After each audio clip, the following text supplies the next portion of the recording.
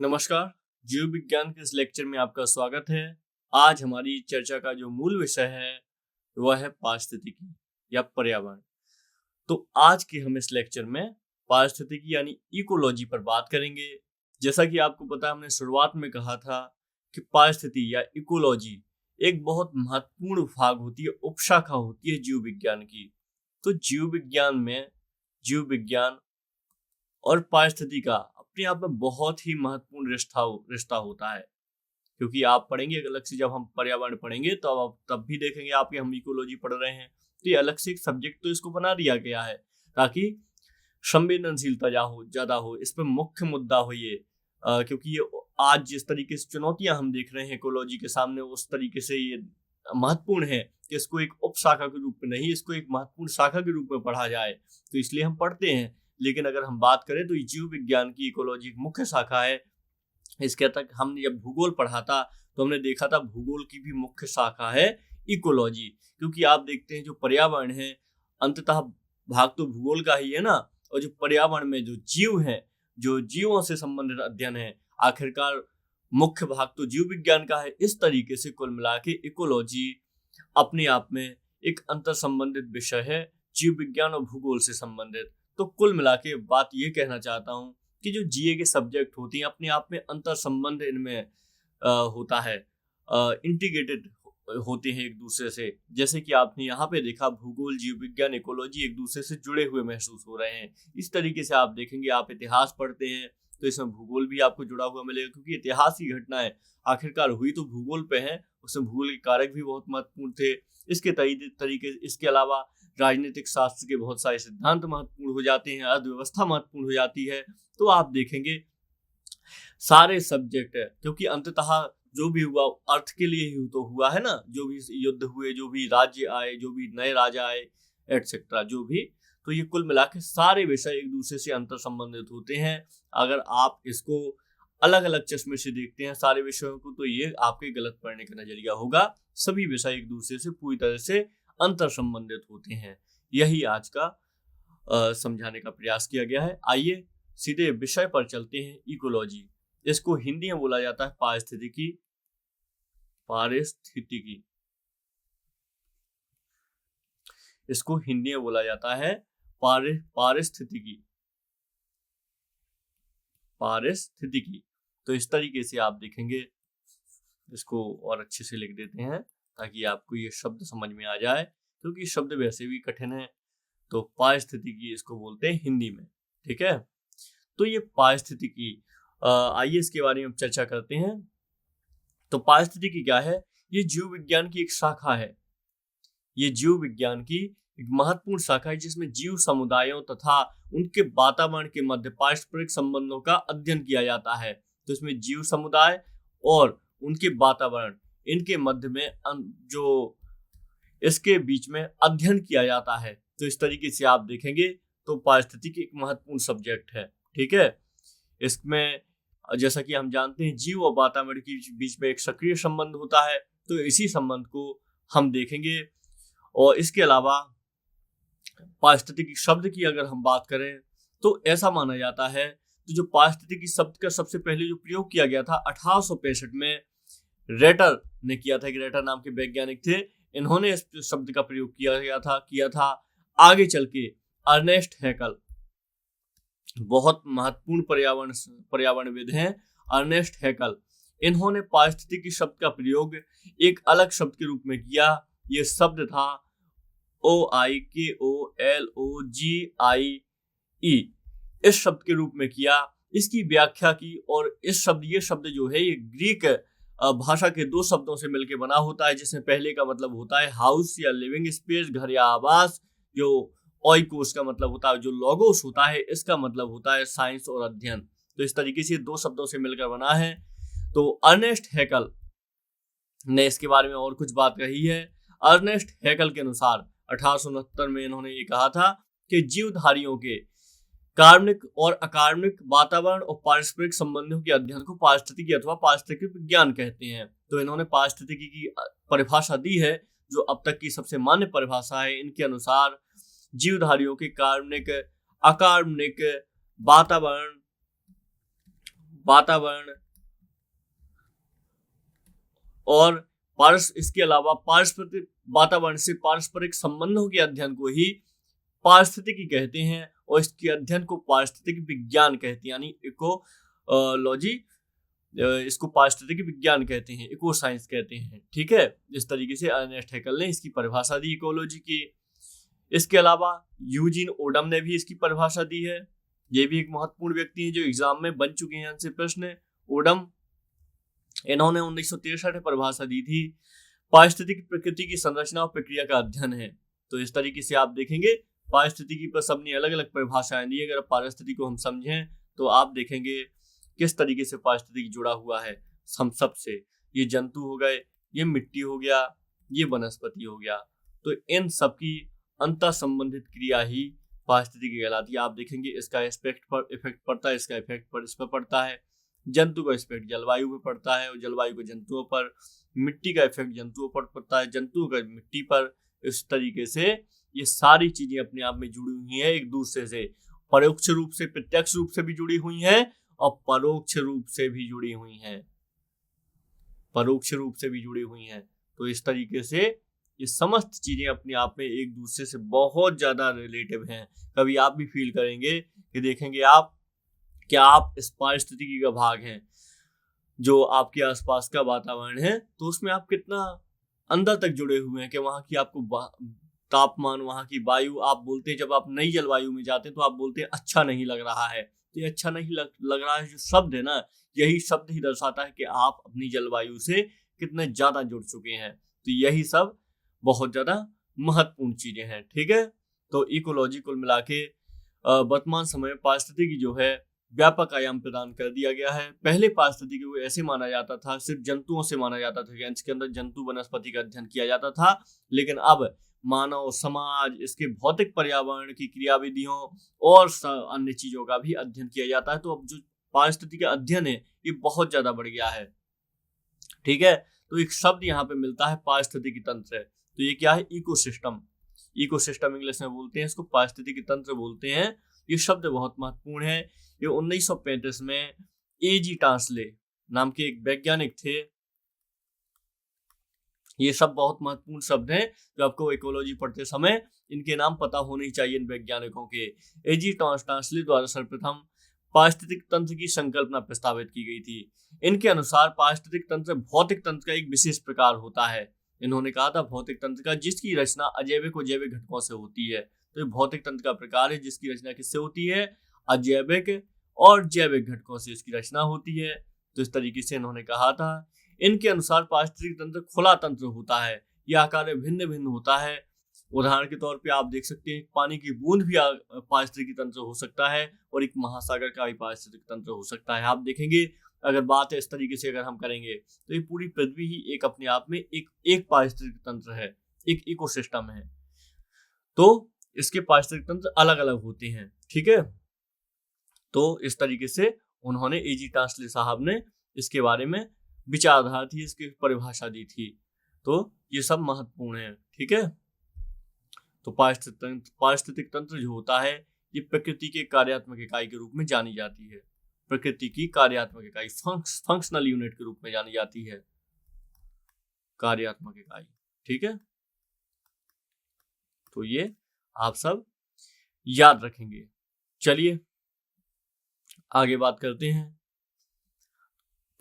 Biosphere की बात करते हैं। ये सब अभी हम इन एक एक परिभाषाओं को देखेंगे। थोड़ा सा हम पहले बात कर लेते हैं एक अवधारणा पर। इकोसिस्टम यानी पारिस्थितिक तंत्र, जिसमें क्या है, ये बस जो ऑर्गेनिज्म है, जो जैविक तत्व हैं, इनका अपने वातावरण के साथ, अजैविक तत्व या फिर जैविक तत्व का अपने वातावरण के साथ जो समागम होता है उसी को पारिस्थितिक तंत्र कहते हैं। हम देख चुके हैं। तो एक यहाँ पे शब्द है जैवमंडल। जैवमंडल, तो जैवमंडल क्या होता है? इसको बायोस्फीयर बोला जाता है। इसको बायोस्फीयर बोला जाता है। तो जैवमंडल मिट्टी, सेल, जल तथा वायु से बनी एक पतली परत होती है। हर का अपना जैवमंडल होता है। आपने सुना होगा कितने मंडल, जल मंडल होता है, स्थल मंडल होता है, आकाश मंडल होता है, इस तरीके से जैव मंडल भी होता है।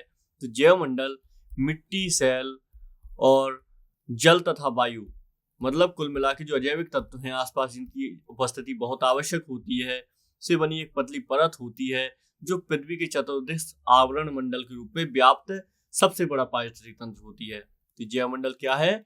सबसे बड़ा पारिस्थितिक तंत्र होती है, तंत्र।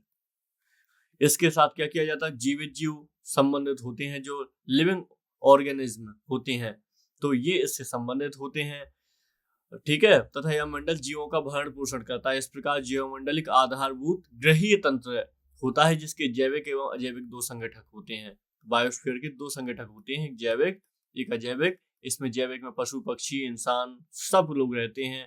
अजैविक में आप देखेंगे मिट्टी, जलवायु, जो भी चीजें जीवन के लिए महत्वपूर्ण है, ये सारी चीजें होती हैं। तो ये सब जैव मंडल। इस जैव मंडल को और कैसे समझ सकते हैं? हम देखते हैं, आप देखेंगे पास में एक महासागर है, ऊपर आकाश है, ठीक है, और नीचे आपका स्थल है। लेकिन अगर यहाँ पे कोई इंसान या पशु पक्षी नहीं रह रहा है, तब हम इसको जैव मंडल नहीं करेंगे। जबकि यहाँ पे पशु पक्षी, इंसान या फिर कोई भी जीव रहने लगेगा तो हम इसको जैव मंडल के रूप में काउंट कर लेंगे, ठीक है। इस तरीके से चीजें होती हैं, याद रखिएगा। चलिए, तो पारिस्थितिक तंत्र की प्राकृतिक इकाई है जो हम बात कर चुके हैं। इसमें बहुत सारे सभी जीवधारी पाए जाते हैं, जिसमें पादप होते, जानवर, सूक्ष्म जीव शामिल होते हैं। ये एक दूसरे से अंतःक्रिया करके जैविक इकाई बनाते हैं।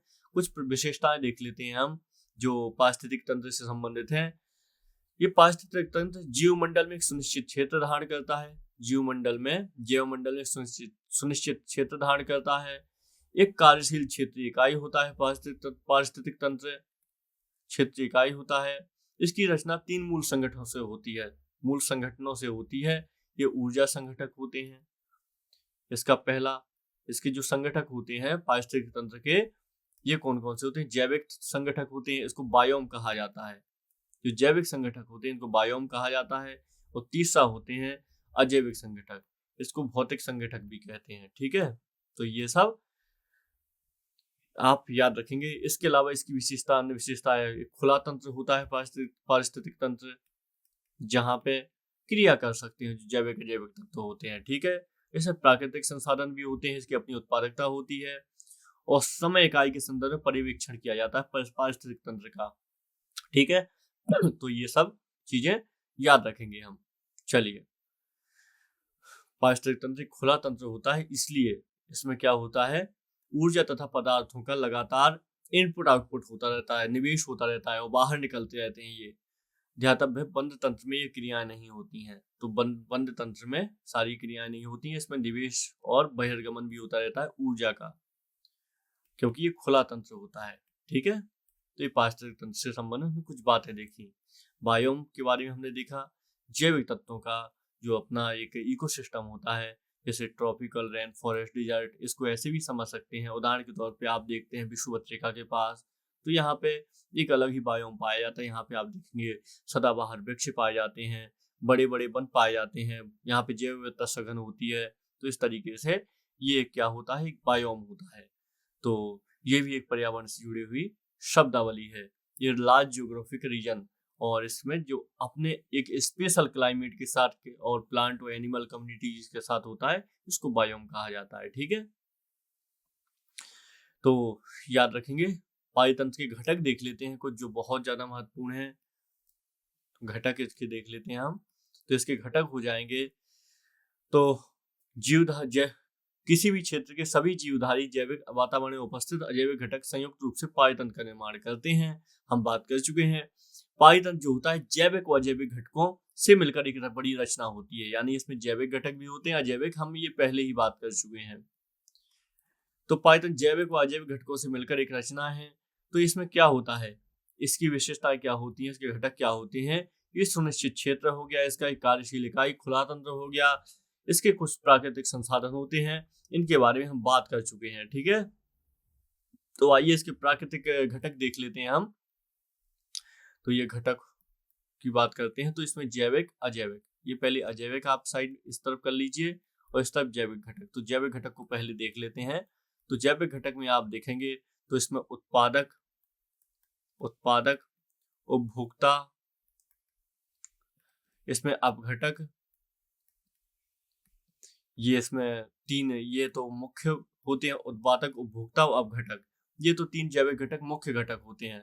तो जो उपभोक्ता होते हैं, ये उपभोक्ता होते हैं, तो ये भी प्राथमिक, द्वितीयक और तृतीयक उपभोक्ता होते हैं। हम जानते हैं प्राथमिक, द्वितीयक और तृतीयक उपभोक्ता, और इनको विस्तार में समझेंगे भी हम आगे चल के। तो उपभोक्ता होते हैं तीन प्रकार के होते हैं, बाकी जैविक घटक जो होते हैं तीन प्रकार के होते हैं, उत्पादक, उपभोक्ता, अपघटक।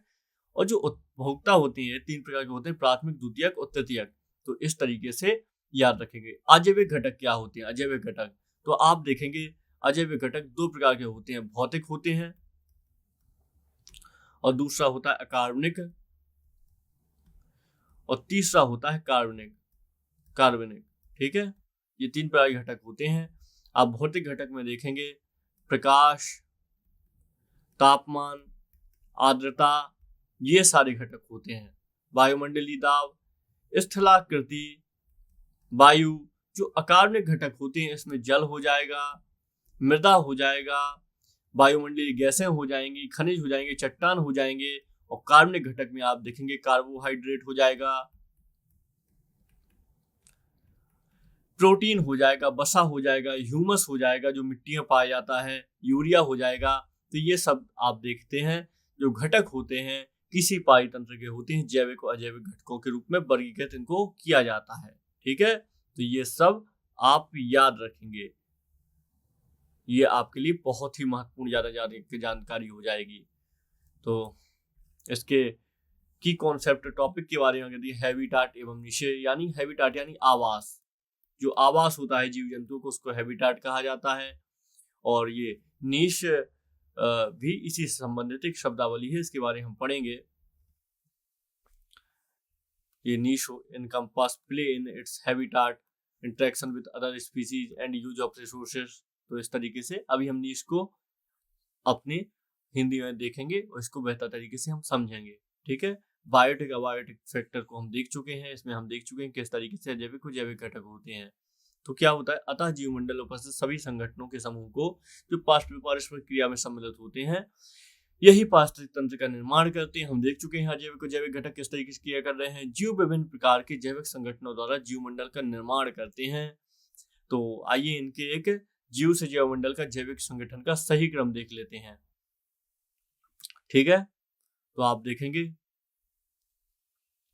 अगर हम इसको देखें तो आप देखेंगे जनसंख्या सबसे पहले होती है। ये जनसंख्या समुदाय का निर्माण करती है। इसमें कई सारे पारिस्थितिक तंत्र कार्य करते हैं। तो इनका अपना पारिस्थितिक तंत्र होता है इनका। तो इस तरीके से आप देखेंगे ये अपना जनसंख्या अपने हिसाब से पारिस्थितिक तंत्र का एक निर्माण करती है। एक ही जाति के जीवधारियों की संख्या को उनकी जनसंख्या कहा जाता है। ये कौन होते हैं? ये एक ही जाति के जीवधारी हैं। या उदाहरण के तौर पे अगर मानव हैं तो ये मानव हैं पूरे, या फिर अगर ये पक्षी हैं तो ये पूरे पक्षी हैं। तो एक ही जाति के जीवधारियों की संख्या को जनसंख्या कहा जाता है। दो या दो से अधिक जातियों की जनसंख्या मिलकर समुदाय निर्माण करती है। यहाँ पे क्या हो जाएगा, 2+ है जो जातियां हो जाएंगी, तो ये मिलकर क्या समुदाय का निर्माण करती हैं। और फिर इसके बाद कई समुदाय मिलकर पारिस्थितिक तंत्र का निर्माण करते हैं, यानी कई सारे समुदाय मिल जाएंगे। तो ये क्या करेंगे, पारिस्थितिक तंत्र का निर्माण करेंगे तथा एक निश्चित भू क्षेत्र या भूदृश्य में एक या उससे अधिक पारिस्थितिक तंत्र पाए जाते हैं। तो एक जो भूदृश्य होता है, जैसे कोई क्षेत्र होता है, इसमें एक से अधिक पारिस्थितिक तंत्र पाए जाते हैं। तो इस तरीके से पारिस्थितिक तंत्र का निर्माण होता है। ठीक है, ये हमने देख लिया। इसके जो घटक थे हमने पहले ही देख लिए थे। इसमें हमने देखा था इसमें जैविक व अजैविक घटक। तो जो जैविक संगठक हैं ये दो भाग में विभाजित हुए थे, जिसमें एक था स्वपोषित संगठक और दूसरा था परपोषित। ठीक है, तो दो संगठक होते हैं, स्वपोषित और परपोषित। जो स्वपोषित संगठक है ये ऑटोट्रॉफ बोला जाता है इनको, ऑटोट्रॉफ कंपोनेंट। ये प्रकाश संश्लेषण और रसायन संश्लेषण द्वारा अपना आहार निर्मित करते हैं। ये प्रकाश संश्लेषण जैसे कि इसमें कौन आते हैं, इसमें आते हैं पादप, मुख्यतः पादप आते हैं, हालांकि प्रकाश संश्लेषण अन्य जीव भी करते हैं, तो इसमें पादप आते हैं मुख्यतः, ठीक है। और रसायन संश्लेषण के द्वारा आहार बनाते हैं। और जो परपोषित होते हैं इनमें उपभोक्ता आते हैं, उपभोक्ता जो कंज्यूमर्स होते हैं, उपभोक्ता ये मानव सहित परपोषित जंतु होते हैं जो स्वपोषित पौधों द्वारा उत्पन्न, ये स्वपोषित पौधों के द्वारा उत्पन्न जैविक तत्वों से अपना आहार ग्रहण करते हैं। उपभोक्ता द्वितीयक पोषक या द्वितीयक उत्पादक कहलाते हैं। ये उपभोक्ता क्या कहलाते हैं, द्वितीयक उत्पादक कहलाते हैं, या द्वितीयक उपभोक्ता द्वितीयक पोषक भी कहलाते हैं, द्वितीयक पोषक, ठीक है। तो ये उपभोक्ता होते हैं। उपभोक्ता भी कई प्रकार के होते हैं, प्राथमिक द्वितीयक तृतीयक उपभोक्ता होते हैं। जैसे कि आप देखते हैं प्राथमिक उपभोक्ता में हिरण वगैरह को देखते हैं। फिर द्वितीय उपभोक्ता होता है मांसाहारी होते हैं, तृतीय उपभोक्ता सर्वाहारी होते हैं। तो ये भी महत्वपूर्ण है। एक इसमें हम देखते हैं, एक शब्द देखते हैं इसमें डिकम्पोजर, वियोजक, ये भी बहुत महत्वपूर्ण भूमिका निभाते हैं। वियोजक, इसको डिकम्पोजर बोलते हैं। ये अपघटक सूक्ष्म जीव होते हैं, अपघटक होते हैं और सूक्ष्म जीव होते हैं। ये भी एक महत्वपूर्ण भाग है इकोसिस्टम का, जो मृत पौधे जंतु और जैविक पदार्थों को सड़ा गलाकर वियोजित करते हैं, खत्म कर देते हैं, डिकम्पोज कर देते हैं। इस प्रक्रिया के दौरान ये अपना आहार ग्रहण करते हैं और जैविक तत्वों की पुनर्व्यवस्था भी करते हैं। तो आप देखेंगे एक पूरा क्रम चलता है, जिसमें आप देखेंगे सूर्य से रोशनी आती है तो यहाँ पे प्लांट डेवलप होते हैं, ठीक है। और इसको प्राथमिक उपभोक्ता खा लेते हैं, जैसे हिरण खा लिया, प्राथमिक उपभोक्ता हिरण को आप देखेंगे मांसाहारी जानवर खा जाते हैं। मांसाहारी को सर्वाहारी, और जो शाकाहारी इसको सर्वाहारी खा जाते हैं। जो सर्वाहारी है तीनों का पोषण, तीनों से पोषण प्रदान करते हैं।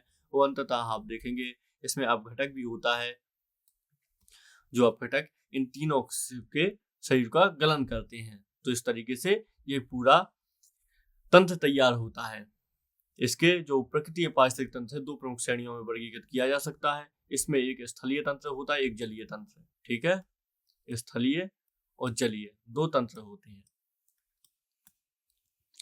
घास स्थल, वन और स्थलीय तंत्रों के प्रकार है, जबकि जलीय पारिस्थितिक तंत्र में झील, नदियां, समुद्र आदि आते हैं, हम जानते हैं। तो प्राकृतिक पारिस्थितिक तंत्र मानवीय गतिविधियों द्वारा मानवीकृत पारिस्थितिक तंत्र में परिवर्तित हो जाता है। जैसे घास स्थल प्रदेश के, जैसे घास स्थल है, प्रदेश के बहुत बड़े भाग को जोतकर उसे शस्य भूमि यानी कृषि भूमि में परिवर्तित किया जाता है। तो इस तरीके से आप देखेंगे इसमें मानव का बहुत महत्वपूर्ण प्रभाव होता है। और इसीलिए एक प्रश्न बना था कि वन, झील, ये सब तो प्राकृतिक पारिस्थितिक तंत्र के उदाहरण हैं, लेकिन अगर एग्जाम्पल दिया जाए धान का खेत, तो आपको जवाब देना है धान का खेत किस तरीके के पारिस्थितिक तंत्र का उदाहरण है। क्या ये प्राकृतिक पारिस्थितिक तंत्र का उदाहरण है या कृत्रिम का उदाहरण है? ये कृत्रिम पारिस्थितिक तंत्र का उदाहरण है, क्योंकि इसको मानव के द्वारा तैयार किया जाता है। कृत्रिम पारिस्थितिक तंत्र का उदाहरण है ये, ठीक है। इसलिए ये प्रश्न भी बना हुआ है आपके एग्जाम में, तो ये याद रखिएगा। तो कुल मिला के स्थलीय हो गया, हमने जलीय देखा, जलीय में आलवणीय जलीय भी होता है, मतलब जो मीठे पानी का, और ये इसमें लवणीय जल भी होता है। ये लवणीय जल यानी नमक युक्त जल, इसमें समुद्र हो जाएगा। और तीसरा होता है इसमें मानवीकृत भी होता है। मानवीकृत में आपने देखा किस तरीके से धान का खेत, कृषि खेत हो जाएंगे, जल जीवनशाला हो जाएगा, अंतरिक्षयान, अंतरिक्ष वगैरह की चीजें हो जाएंगी। तो इस तरीके से आप देखेंगे ये मानवीकृत भी होता है पारिस्थितिक तंत्र, जिसके प्रकार थे। तो ये सब आप याद रखेंगे, बहुत ज्यादा महत्वपूर्ण रहेगा ये, ठीक है। चलिए, क्योंकि हम जानते हैं पृथ्वी के 71% भाग पर तो सिर्फ जलीय जल ही जल है। तो 71% भाग पर जब जलीय पारिस्थितिक तंत्र है, तो यह तंत्र विश्व के सर्वाधिक, सबसे ज्यादा जगह पर फैला हुआ पारिस्थितिक तंत्र है, जलीय पारिस्थितिक तंत्र है। ये हमारा एक बहुत ही महत्वपूर्ण पारिस्थितिक तंत्र है, ठीक है। तो ये आप याद रखेंगे, क्योंकि सबसे ज्यादा तो जल ही फैला हुआ है ना। चलिए, इसमें सर्वाधिक सोडियम क्लोराइड फैला हुआ है जल में, इसलिए आलवणीय जल का पारिस्थितिक तंत्र भी सबसे बड़ा पारिस्थितिक तंत्र है, ठीक है। चलिए आगे बढ़ते हैं। कुछ और अवधारणाओं पे बात कर लेते हैं जो संबंधित हैं आपके इस टॉपिक से। एनर्जी फ्लो को हम देख चुके हैं कि किस तरीके से जो प्रोड्यूसर होते हैं, उत्पादक होते हैं, ये प्राथमिक द्वितीयक तृतीयक उपभोक्ता को अपनी ऊर्जा प्रदान करते हैं, जिसमें आप देखते हैं जो पौधे होते हैं सूर्य से ऊर्जा ग्रहण करके इनको उत्पत्ति होती है, इनको उत्पादक कहा जाता है।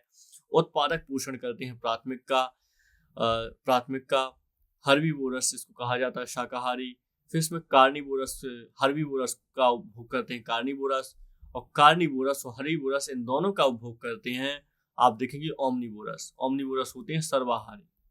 तो इस तरीके से हम देखते हैं तो एक इकोसिस्टम तैयार होता है जो एनर्जी के फ्लो को डिसाइड करता है, एनर्जी के फ्लो का निर्धारण करता है।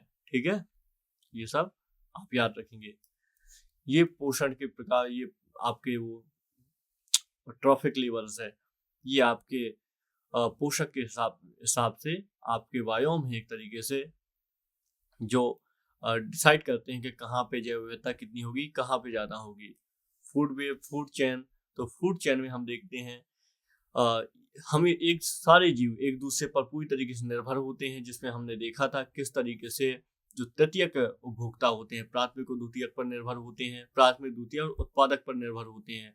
तो सबसे ज़्यादा अगर संख्या की बात करें इसमें, तो सबसे ज़्यादा संख्या उत्पादक की होगी, इसके बाद इनकी होगी हर्बीवोरस की, फिर कार्निवोरस की, और फिर इसके बाद ओमनिवोरस की। और ऐसा हम पाते भी हैं अपने दुनिया में। ठीक है, तो फूड चेन क्या होता है?